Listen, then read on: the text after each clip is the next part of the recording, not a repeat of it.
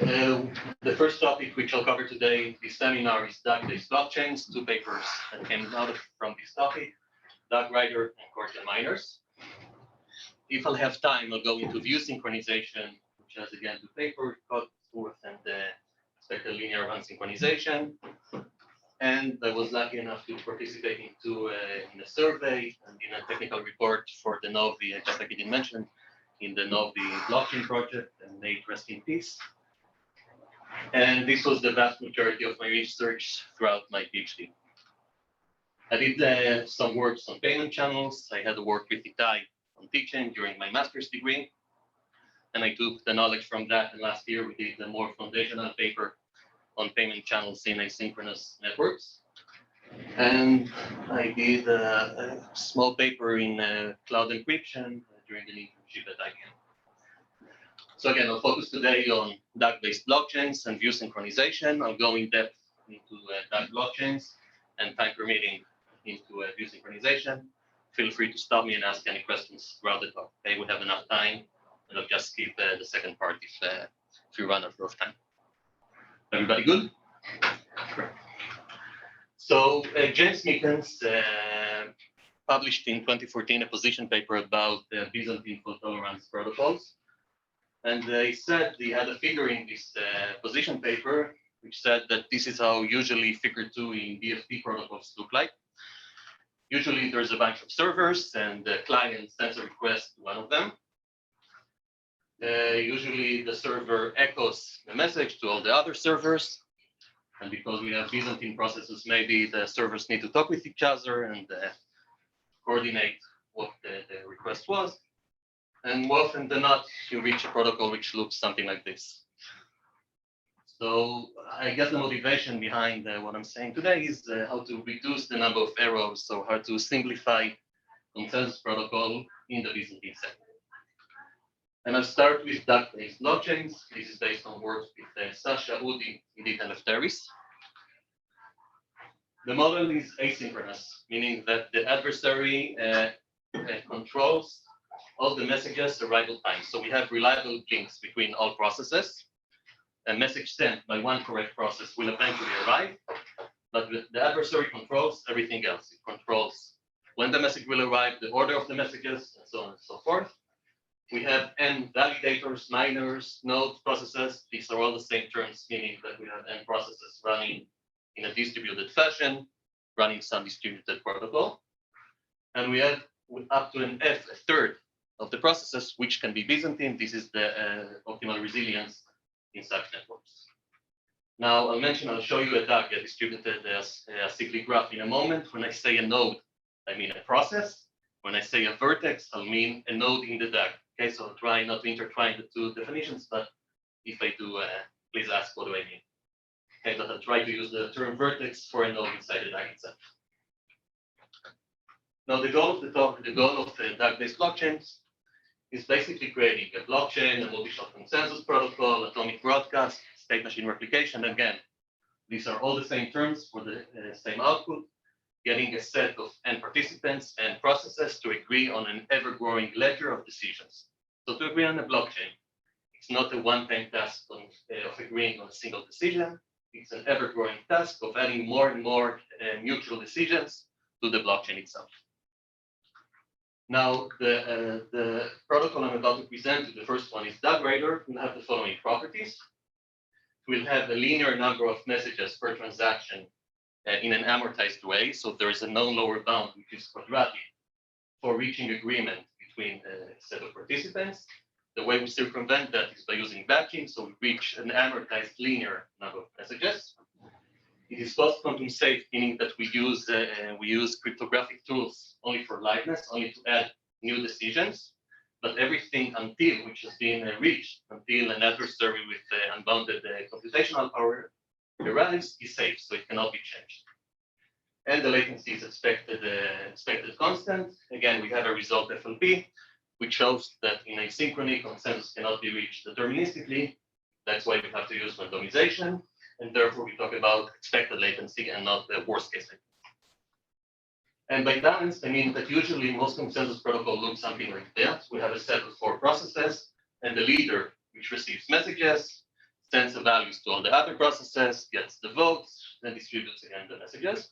And if we look at a graph of the network utilization against the time, we have a bottleneck. We have a single process who's the leader, whether it's a rotating leader or a single leader, that does all the work. But usually the network utilization is done by that process.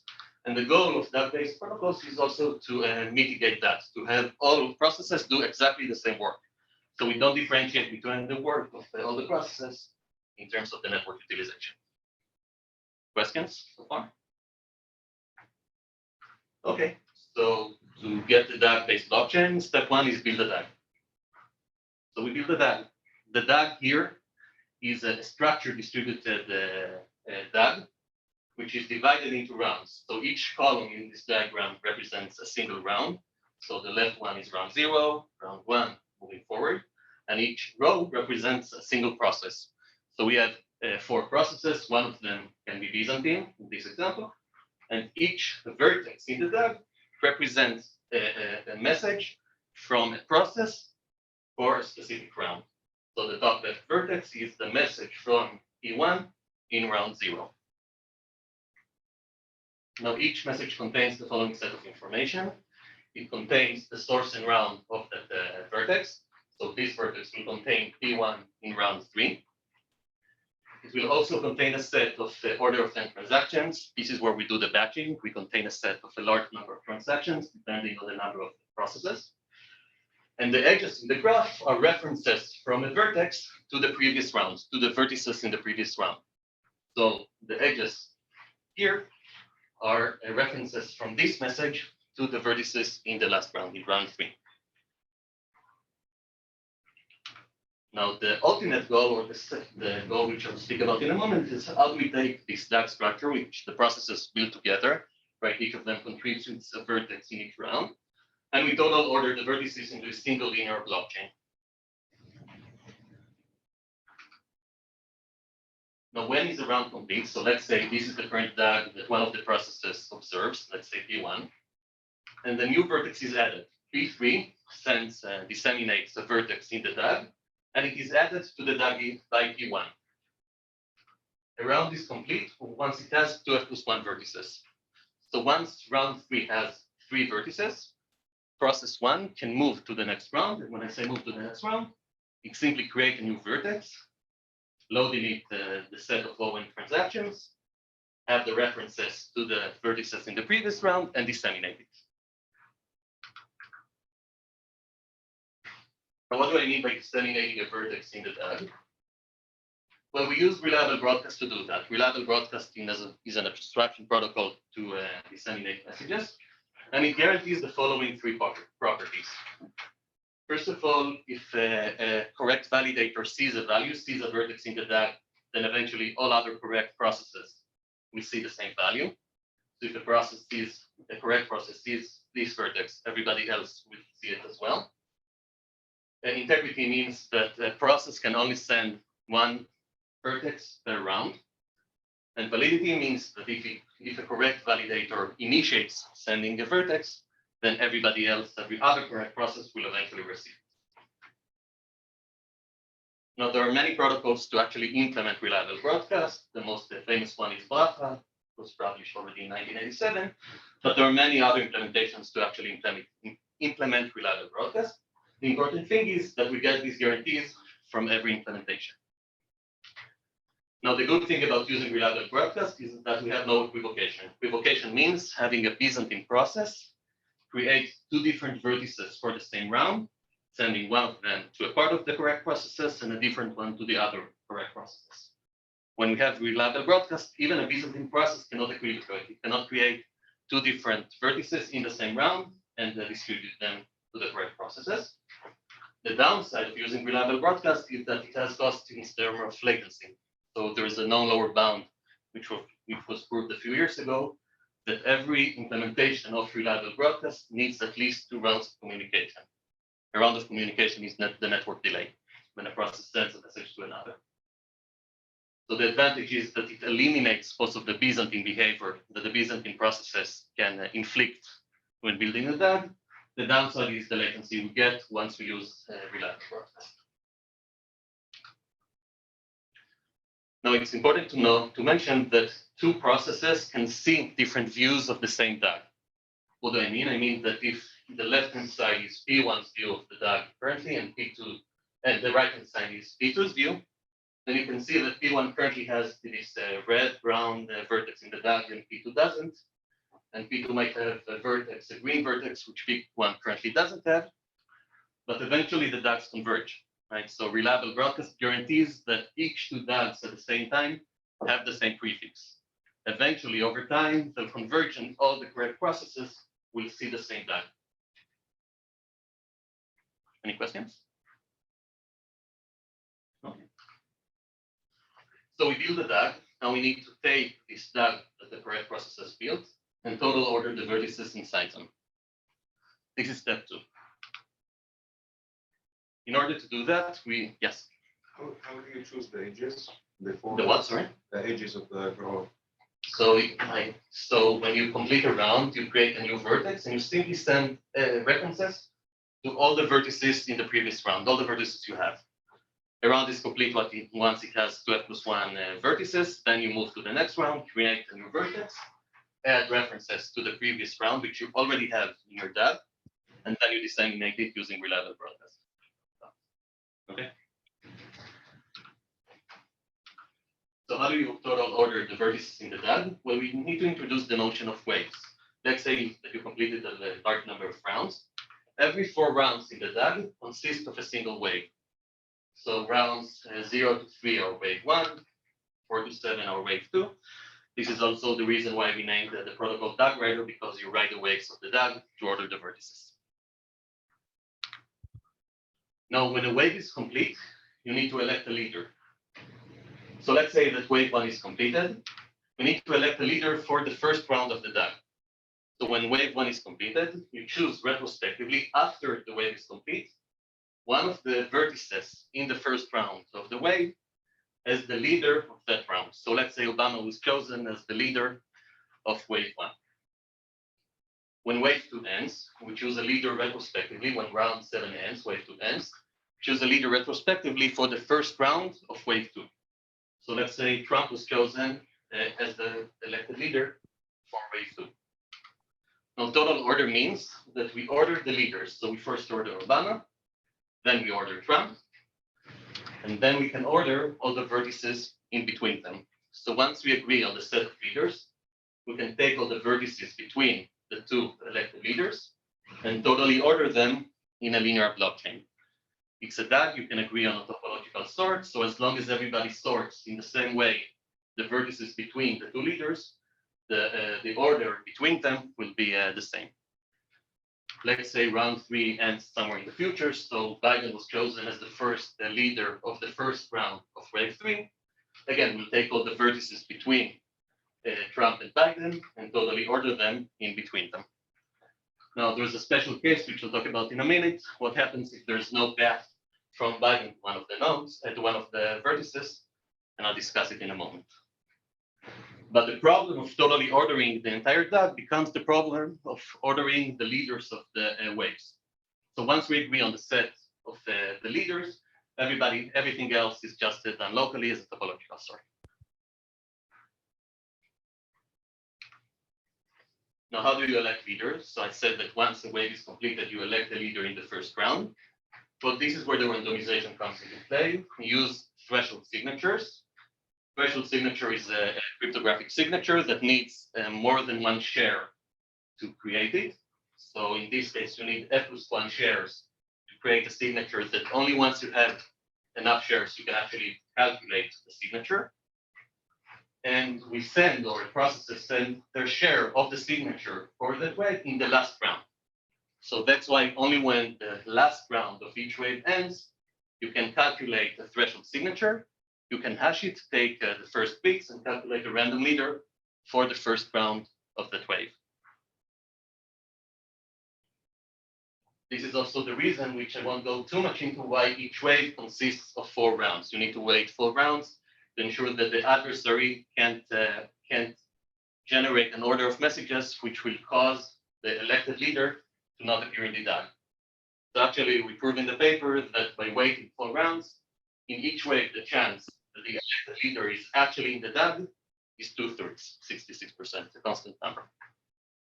So this is the reason we have to wait 4 rounds for a wave to end to elect a retrospective leader.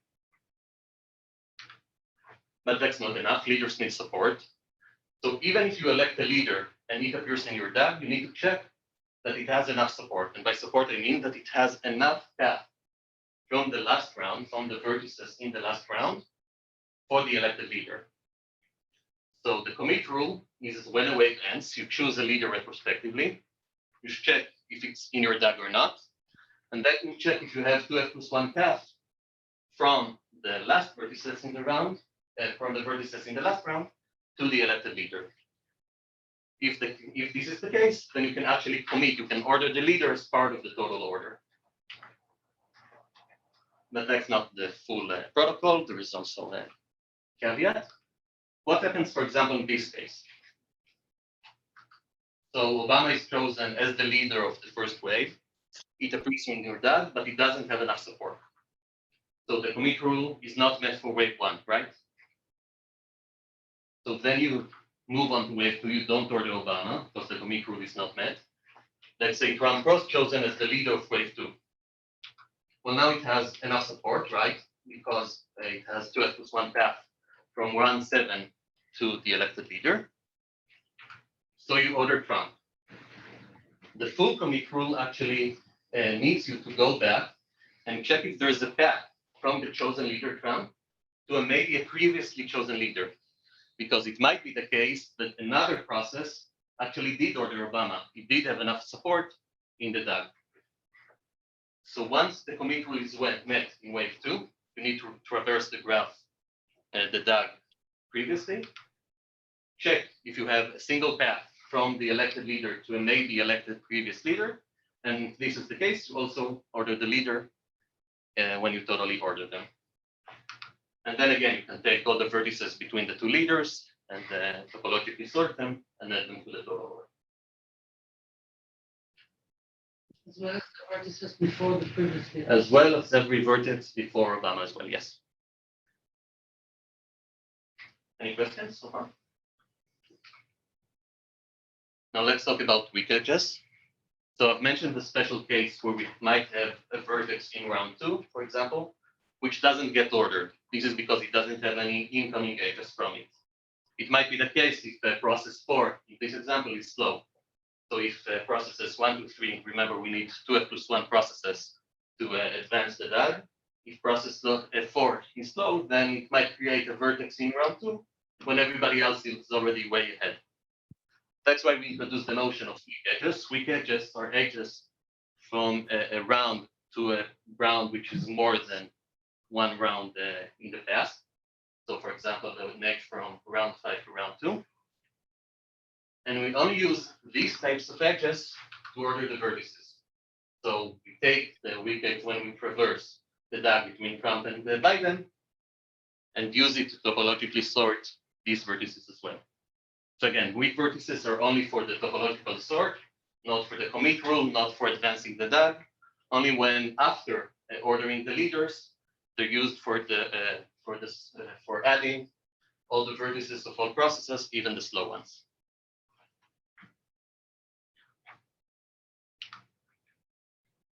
Now we get fairness for free. Now, what do I mean by fairness? Fairness usually means it might be also termed as chain quality. Fairness means that at least half of the vertices in the total order are proposed by correct processes. And you'll see that each time we order vertices, we order a lot of them, right? We order vertices from process 1 to 3, at least from 2f+1 processes. And we do it each time, each commit event. So each time we order vertices, we do it from multiple processes. So if even one of them is Byzantine and manages to add their blocks, their transactions into the total order to the blockchain, we have at least of other half which came from correct processes. So we get that for free just from using this protocol, which commits each time a lot of transactions from multiple processes each time. Now let's look at the results in terms of performance. So we compared DAG-Rider to state-of-the-art asynchronous consensus protocols, and you'll see that DAG-Rider appears here 3 times. That's because you can combine DAG-Rider each time with a different reliable broadcast protocol. So, yeah, yes. What's the latency? What's the measure? So I'll talk about in a minute about the latency. I'll just mention in a second. Just say that each line represents a different reliable broadcast protocol. Latency is measured in terms of rounds of communication. So when a process sends a message to another process, that's considered 1. Yes. But you're holding things until you gather So transactions. So we'll talk about latency. Yes, we'll talk about latency in a second. That's a good question. Yes. And you'll see about the performance that if we use Bracha, again, Bracha is the first and the most known reliable broadcast protocol to get amortized quadratic message complexity. The latency is expected 1. We can also use variants of gossip to disseminate nodes, and then we get probabilistic latency. And if we use data dissemination, we choose erasure codes to improve the message complexity of a reliable broadcast. That's when we can reach an amortized linear message complexity. And as I've said, in node variations, we use randomness only for lightness. It is post-quantum safe, and fair we get for free just by using this protocol. So thus, is probabilistic. Data dissemination uses erasure code. Any questions on this? Does the erasure coding cost you significantly in communication in terms of bits communicated, not number? Not in terms of bits, in terms of latency, which is exactly the next slide. So we ask yourself, is everything all right? And Safi did an excellent exposure to this. So that's right, latency is expected constant, but it can actually hide a large number behind it. This is asymptotic performance. So if we look into the numbers themselves, so reliable broadcast for each vertex requires 2 communication rounds, at least. This is the lower bound. If we use Bracha, for example, it requires 3 rounds of communication. So if we use erasure coding, we actually need between 4 to 5 rounds of communication just for improving the message complexity. Each wave in the DAG itself consists of 4 DAG rounds. So 4 times 2, 8 rounds of communication just for completing a single wave in the DAG. And don't forget that the commit in expectation it doesn't happen every time. I said 2/3. So actually every wave and a half. So if you calculate the total expected latency, you actually reach at least 12 rounds of communication. If you use Bracha, it's 16. And if you use the erasure coding, it's between 24, I think, and 30 and 28. Sorry. So it's a lot of rounds of communication just to commit a single vertex. No, Yeah. Where do you account for the fact that you hold things before you communicate? You wait for them to batch together, right? I don't count it. So I only measure. So it's only rounds. If I measure in seconds, it may look worse. Yes. So I only measure it in theory from the time a vertex is actually added to the actual DAG until it's committed. And you're right, it might take even longer. So this is You're waiting for 2f+1 before you create the vertex. So your around moves at the speed that 2f+1 get 2f+1 messages. This protocol not works at the speed that one process gets 1 message. So what does the time take for a round? When you get 2f+1 messages, then you move to the next. Yeah. So that's the rate at which the rounds tick. Okay, so actually, if life is busier, you will do better in seconds. So it works very well if you have a large number of processes where each of them is balanced, receives a lot of transactions, it's able to batch them quickly. If not, then other protocols can be used. Yes, it's only good for a high throughput blockchain. Yes. Any other questions? So again, to improve the latency, let's talk about Cordial Miners. So Cordial Miners is exactly the same as DAG-Rider with a small asterisk, which it doesn't use reliable broadcast. And what's now? Well, we said reliable broadcast gives us some nice properties. Eliminates equivocation, and it has a rather highly cost in terms of latency. But now, when we don't use reliable broadcast, so when you want to disseminate a vertex, you simply send it to other processes, you only incur one run of communication, one network delay, but you introduce equivocation at the DAG itself, at the distributed structure. So we gain latency, but now we need to deal with a more complicated DAG structure. Okay, we have two versions of Cordial Miners. One is a synchrony, just like the same as the DAG-Rider. The second is for eventual synchrony. Eventual synchrony is another model commonly used in distributed systems. This is where the time is divided into two periods, asynchrony and synchrony. There's an event known as a global stabilization time, GST. After it occurs, all messages arrive within a time-bound delta. Okay, this is to solve consensus, which cannot be solved due to the FLP result in asynchrony. So this is used to model networks where usually the network is synchronous and there are times of asynchrony. Let's jump straight to the results of Cordial Miners, and then I'll give you some highlights about the protocols themselves. So when we compare the latency of DAG-Rider to Cordial Miners, we look at the good case latency. This is when the commit rule is met in a single wave, and also the expected latency. It improves the latency by about 40%. So from 8 rounds of communication, in the best case, for DAG-Rider, we improve it to 5, and from 12 to 7.5. When we look at eventual synchrony, we compare ourselves to Bullshark, which is a DAG-Rider variant to the eventual synchrony model. And there we improve the latency by exactly half. So from 4 rounds of communication to 2, and from 9 rounds in the expected case to 4.5. And it's important to note that this is all for the same amortized message complexity.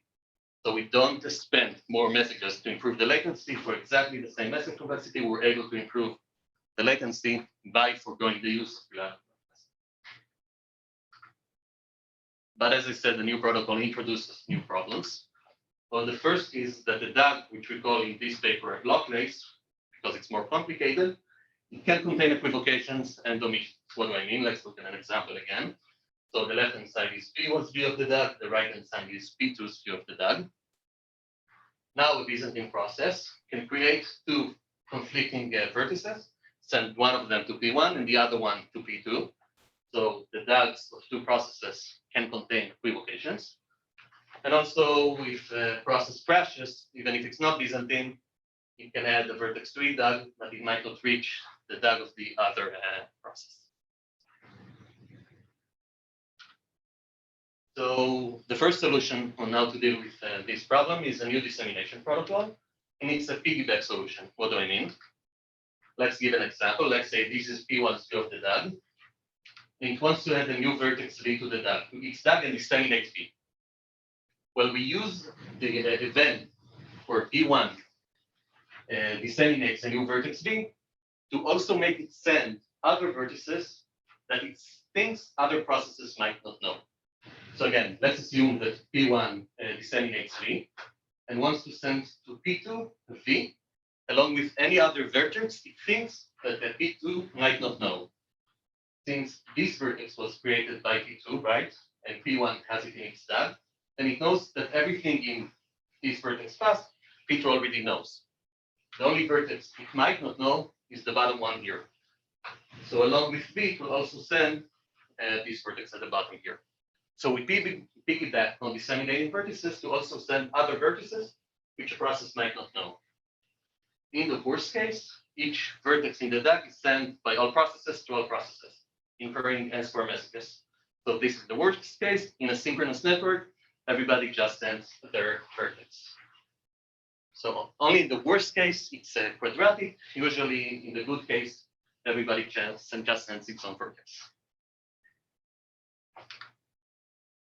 We also need a new condition to commit, right? We said we elect a leader, and if it has enough support in the last round of each wave, we commit it. Here we need 2F+1 support. So let's look at an example. This is for the asynchronous version. Each wave in Cordial Miner consists of 5 rounds instead of 4.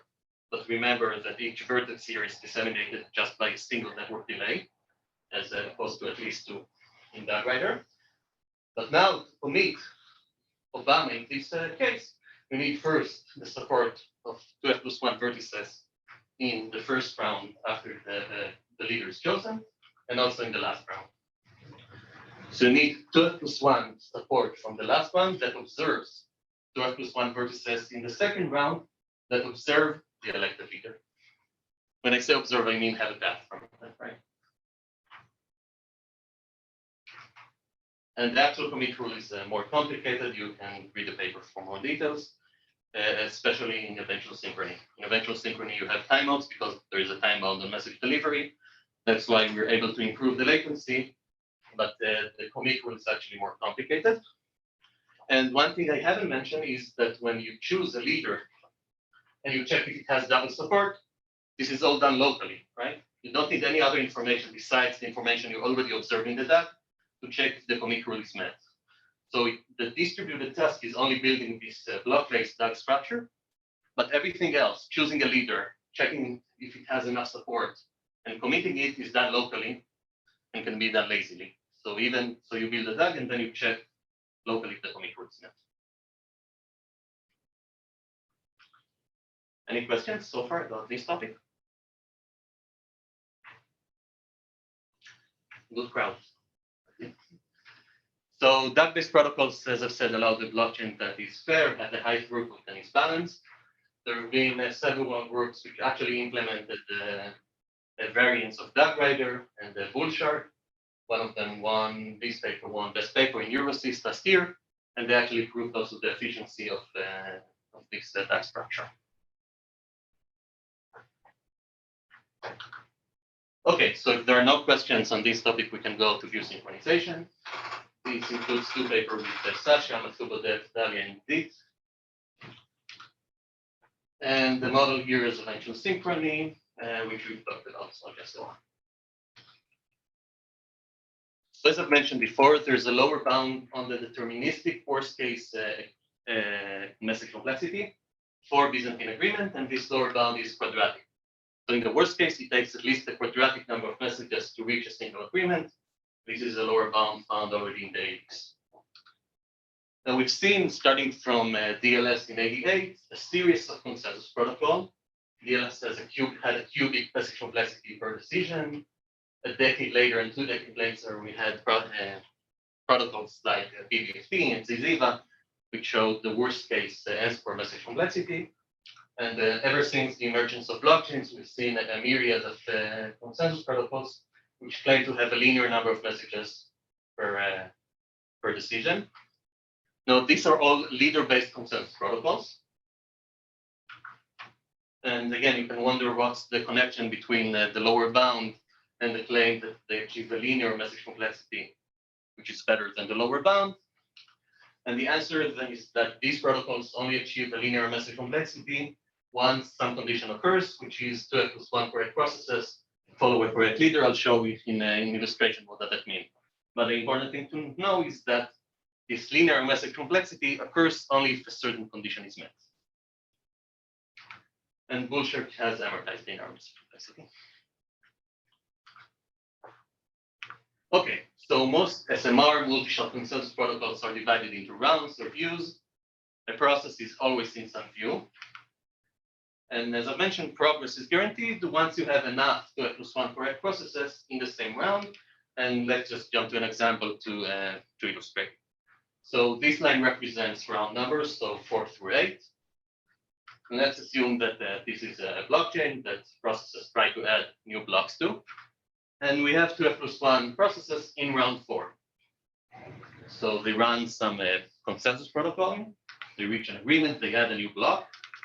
They can move to the next round, run the consensus protocol, add a new block, move to round 6, and so on and so forth. And one thing which is not illustrated here is that at least half of them might be Byzantine. So let me give you an alternative run, which looks exactly the same, except now let's differentiate. Let's say we have f+1 correct processes and f Byzantine processes, which are currently working together to reach an agreement. So the f Byzantine processes are currently cooperating with the f+1. They run the consensus protocol, add a new block, move to the next round, run the consensus protocol, add a new block. And in round 6, it likes it, the f Byzantine processes stop to drink a margarita and stop participating in the protocol. So now we have F+1 correct processes in round 6. We have maybe F correct processes stuck somewhere behind because they were slow. And we have F Byzantine processes which stopped participating. And we need to ensure liveness still. Round synchronization is exactly how we get 2F+1 correct processes synchronized to the same round.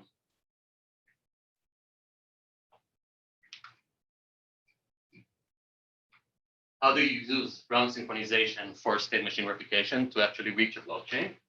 Well, I'll quote theorem 4 from the Hotstock paper, which is a known consensus protocol. It states the following.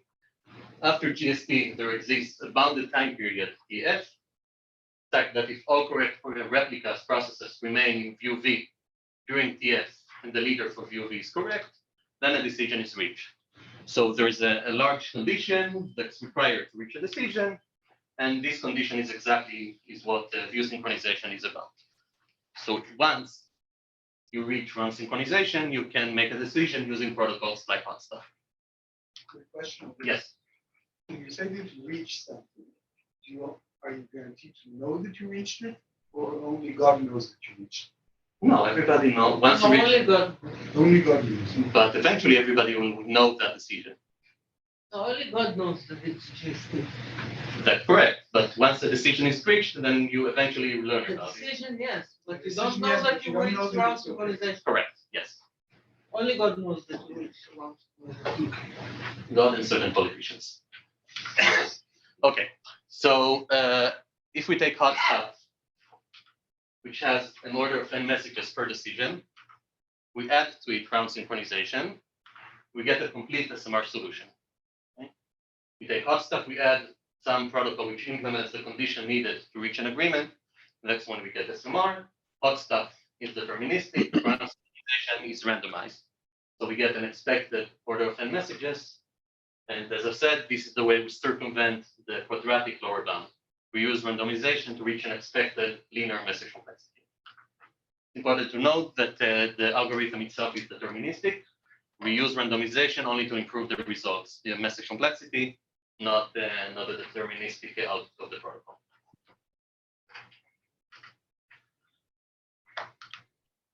Okay, so I have time to speak about the structure. So let's assume there's a round synchronization module with some parameter delta, big delta. The output is a round leader function with a round and a process. And when one round leader is output, it signals to the process to enter view round R with leader P. Now the guarantees for the entire run is that we reach a synchronization time, synchronization event, an infinite number of times for at least this delta parameter. This is the time the TF, which I've shown before, needed to reach agreement by Hotstock. So we have some protocol, a black box for now, which has an output which signals to the process to enter a round with P as the leader, and this guarantees eventually and for an infinite number of times that the condition for reaching consensus is reached. And okay. Inside this black box, we divide it into a synchronizer or a distributed task, and the timer. I'll skip it for now. The synchronizer is only the distributed protocol. Everything else is local. In any case, let's talk about how we actually achieve a protocol which has a randomized and expected linear number of messages. So the way we do it is that we use relayers to disseminate messages. What do I mean by that? Again, let's look at the rounds. And for each view, we assign F+1 different relayers. I don't know if you've seen Game of Thrones, but obviously you know that the first two here are Byzantine and the last one is correct. But we use these processes to actually disseminate messages. And what do I mean? So let's say that the process wishes to disseminate a message for round 5. Well, the relayers are known to everybody. It's a global function, randomized global function. And when you want to disseminate a message, you send it to the first relayer of that round. And then you wait. If it's after GSP, then there is a time bound until that message should reach the relayer, and it should have enough messages.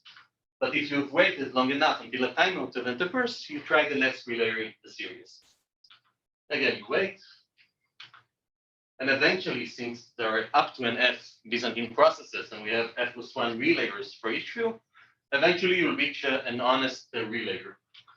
That relayer will take the messages it received, aggregate them using a threshold signature into a constant size message, and relay this message to everybody else.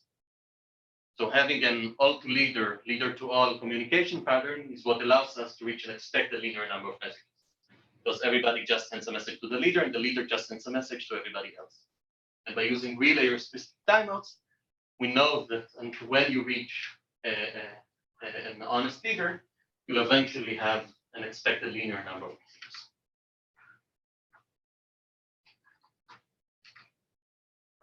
Now, the protocol has a few communication phases. The first one is called pre-commit. So let's assume this is the relay, the first relayer for round 5. The first communication round requires F+1 pre-commit messages. If it receives enough of them, it can distribute a threshold signature of this message, of this pre-commit message. The bold and underlined represents a threshold signature. Second phase, once the correct process receives a pre-commit, is to send a commit message, again, to the same relayer. The relayer can, once it receives 2F+1 of these messages, can send a commit aggregate, a commit threshold signature to all the other processes. And the last phase of the protocol is a finalized phase, which is used as part of the correctness. I won't go into that now. But you need to understand that once you receive a commit aggregate from the relay, you can actually enter that round. So there are 2 phases of communication until you enter a round, and 1 phase after you actually enter that round.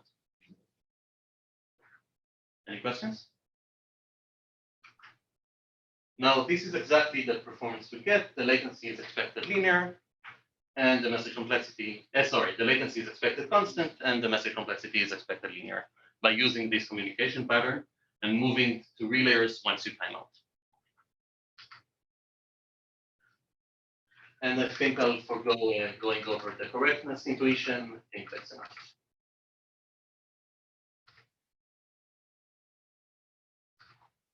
I think I can summarize at least this part. It went fast because you didn't have any questions. And let's say that we formally define in these 2 papers round synchronization. So Hotstuff gave a theorem which actually showed the precondition needed to reach consensus. We formally defined it. We were able to reach an algorithm that achieves round synchronization with expected linear message complexity and constant latency.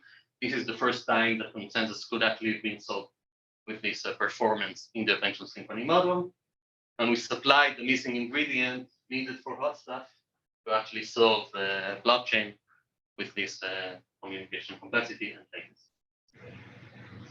Any questions? Okay. Back to my God question. What would it take, or is it impossible to know that we would need reached What I mean? consensus? To know that you reached, not that you said if certain conditions are met, then you'll reach it within. Yes. Okay. You do know that you reached consensus. What you don't know is why. You don't know that you actually reached stabilization because you might, by chance, reach consensus even if you have. You do know that you reach consensus because it's an event. Decide is an event. Once you decide, you know you reach consensus. So you But cannot. what you can't know is that everybody's synchronized. You might have reached consensus even though they're not synchronized yet, by chance. So this paper only guarantees with only deals with liveness, not with the safety. Once you reach a decision, eventually you know about it. We supply the conditions needed to ensure liveness after GST. Yeah, but you know that you have liveness because you have decisions. You don't know necessarily that you're after GST. You might have some success before GST as well. Not everything will go wrong. Anyway, GST is just a modeling tool. It's not like the world does not become synchronous at one quick point in time. It's just a modeling tool that captures sufficient conditions for progress, but they're not necessary conditions. Yeah, no, I understand. The thing that I'm asking myself is whether these things could actually be used in real systems. They are used. They are used. They are used. Actually say that this protocol is actually being implemented right now. Yeah, they are used in grid systems, and that's exactly how they're used. The gist is that an analysis tool, it says, there are certain conditions where I know its messages will be timely for sufficiently long, and it's not for progress. But in practice, all I care is that it makes progress. I don't care why. So it's just Any other questions here? Anybody at home?